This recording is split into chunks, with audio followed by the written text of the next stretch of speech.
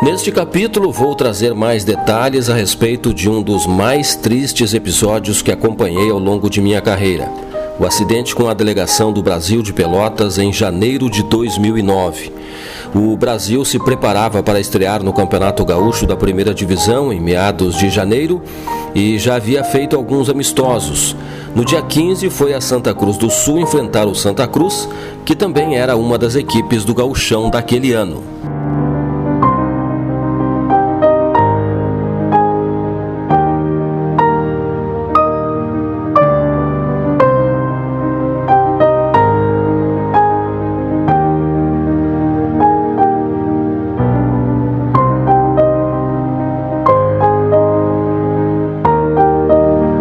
De janeiro de 2009 era uma quinta-feira. Após o jogo da tarde em Santa Cruz, a delegação retornava a Pelotas e a 90 quilômetros da cidade, antes de Canguçu, o ônibus não venceu a alça de acesso à BR-392 e caiu de um barranco de cerca de 50 metros. Pouco depois da meia-noite, recebi um telefonema de um policial militar que me comunicava a respeito do acidente com a possibilidade de 3 a 4 óbitos. Imediatamente levantei, peguei a câmera fotográfica e fui para o pronto-socorro registrar a chegada das ambulâncias. O local já estava cheio de torcedores aguardando informações que àquela altura ainda eram imprecisas. Falava-se de 4 mortes, mas em seguida fontes do clube confirmaram 3 óbitos. Os atletas Cláudio Milar e Regis e o treinador de goleiros Giovani Guimarães. Milar era um ídolo para os torcedores, destaque do título da Segundona um tempo antes, em 2004. O médico do clube, Dr. André Guerreiro, passava as primeiras informações e confirmava as mortes. Infelizmente é o Regis, o Giovani, preparador de goleiro, e o Milar.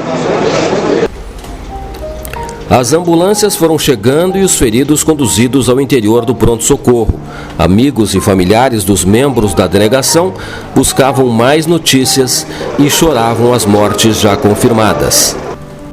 O dia estava quase clareando e por volta das 6 horas fui para casa me arrumar para ir para a TV Pampa mais cedo do que o habitual. Àquela altura, muitos veículos de comunicação já me ligavam atrás de informações sobre o acidente e uma atualização sobre os feridos. Foi difícil trabalhar naquele dia, por tudo que aconteceu e pelo tempo utilizado para atender as ligações de todo o Brasil. A TV Pampa tinha o Jornal do Meio-Dia, que tratou da seguinte forma o assunto. Acompanhe um resumo do trabalho. Uma tragédia na madrugada enlutou a torcida chavante. Na volta de um jogo-treino contra o Santa Cruz, vencido pelo Brasil por 2 a 1 ontem à tarde, o ônibus da delegação tombou na estrada e causou 3 mortes. Os jogadores Cláudio Milar e Regis e o preparador de goleiros Giovani Guimarães não resistiram aos ferimentos. Outras 24 pessoas ficaram feridas, algumas com gravidade. Uma tragédia para o futebol gaúcho. O ônibus que trazia a delegação do Grêmio Esportivo Brasil, do amistoso contra o time de Santa Cruz no Vale do Rio Pardo, não venceu uma curva no anel de acesso à BR-392 com a rodovia estadual, a RS 471, e capotou às 11h30 da noite passada. O veículo caiu em um barranco com mais de 40 metros de altura. 29 pessoas estavam no ônibus e 3 morreram na hora. O atacante uruguaio e ídolo da torcida Cláudio Milar, o zagueiro Regis Alves e o treinador de goleiros Giovani Guimarães. Segundo a Polícia Rodoviária Federal, o ônibus vinha pela rodovia estadual quando perdeu o controle, capotou na pista e despencou. O presidente do Brasil, Helder Lopes, sempre viajava com a delegação e desta vez, por compromissos profissionais, não pôde acompanhar os jogadores. Um trágico acidente, onde nós lamentamos muito, né? Na verdade, a perícia já está no local, nós estamos há algum tempo aqui no local e agora vamos aguardar a perícia, né?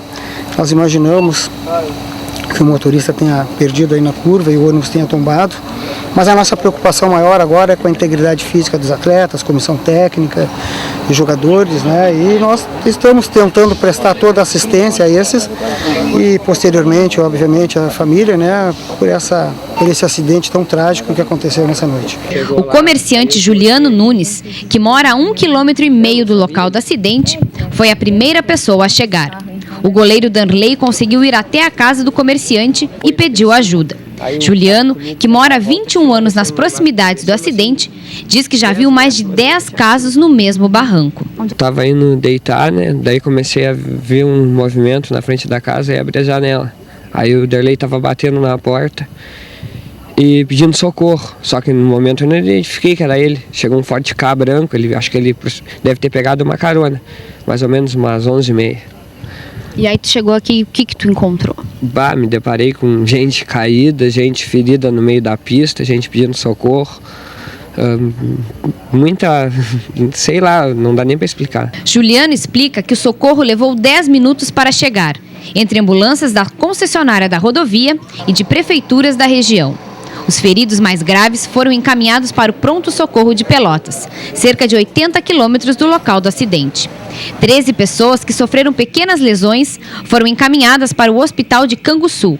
E por volta das 4 horas da manhã, todos já haviam sido liberados para voltar a Pelotas. Pelo menos 6 jogadores, mais o treinador e o preparador físico, passaram por cirurgias durante a madrugada e permanecem internados. A tragédia é chavante, a consternação em Pelotas hoje de manhã foi muito grande. A repórter Camila Martins acompanhou a movimentação da torcida no estádio Bento Freitas. O dia em que a alegria do esporte virou tristeza. A cidade amanheceu de luto pela tragédia com a delegação Chavante ontem à noite. Os jornais deram destaque ao acidente. Nas ruas, os pelotenses desolados não acreditavam nas tristes notícias. É péssima para o ser humano, né? Porque é uma tragédia, a gente tem sentimento. E esse sentimento não é só com o jogador de futebol, é todos, né? A tristeza estava no rosto, na voz embargada e no choro de centenas de torcedores que aguardavam emocionados mais informações sobre as vítimas do acidente e os corpos para serem velados. Muita tristeza, muita tristeza. Uma metade de mim que se perde. Eu tô aqui, o Rez é meu amigo, meu vizinho, meu irmão jogou anos aqui, jogaram contra ontem, meu irmão joga no Santa Cruz. É triste, não sei, os jogadores eu acho que não vão ter cabeça, não vão conseguir jogar. Meu sentimento é tão grande que nem essa torcida fanática do Brasil, quanto os familiares dos jogadores que perderam os seus entes queridos. Eu acho que foi uma coisa tão horrorosa, acho que a gente não pode culpar ninguém, não sei, Deus sabe a hora daqueles que foram, o Alex Martins no lado do Regi, o Cléber Gaúcho viajando do lado do motorista, diz que ele vinha numa velocidade moderada. As últimas informações, o corpo do jogador Cláudio Milar já está sendo levado para o Chuí, onde será sepultado no final da tarde. Os corpos de Regis e Giovanni Guimarães serão velados no estádio Bento Freitas e também sepultados no final da tarde em Pelotas.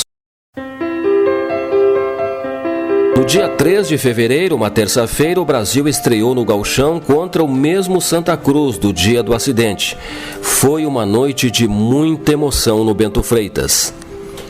O estádio ficou superlotado. O jogo emblemático marcou a volta do time com alguns jogadores ainda apresentando ferimentos e sem as melhores condições. O jogo passou na TV a cabo para todo o país. O interesse era muito grande.